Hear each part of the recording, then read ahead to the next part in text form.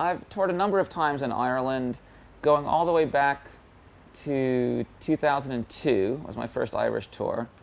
And I've probably toured, I wouldn't say that it's been every year since 2002, but maybe almost every year. I might have skipped a couple of years in there.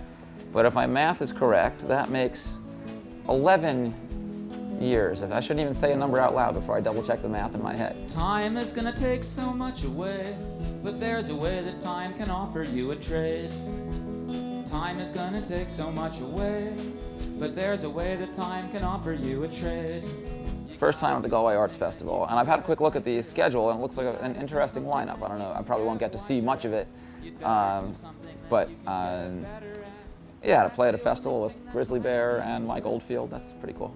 Time is gonna take so much away, but there's a way that time can offer you a trade.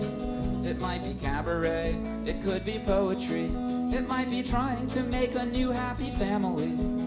It could be violin repair or chemistry. I've always switched around on various names. I've been Jeffery Lewis and the Jitters, Jeffery Lewis and the Junkyard, Jeffery Lewis and the Creeping Brain. So this current lineup is Heather Wagner on drums and Isabel Martin on bass. Because water's leaking, water's moving, but water goes not of its choosing. Water falls and water dropping, water has no way of stopping. Well, I've always been into drawing comic books, so comics have always been a part of my life, and reading comics and drawing comics and writing comics. All sorts of different stories that I've shown you over the years.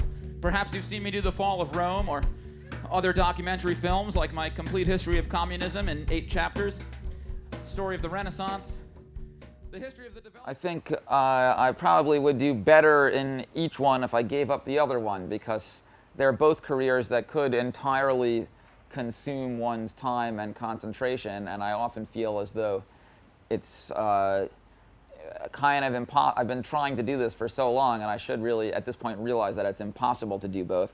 But I don't want to, how can I give up either one? I love them both. There's a barely legal seagull who's unbearably hot, and then a huge sperm whale pulls out to spout a big money shot. And that's the final sequence, and we're now disgusted with ourselves. So until the urge returns, we'd better hide this back behind the shelves. Low budget films after dark. Thanks a lot.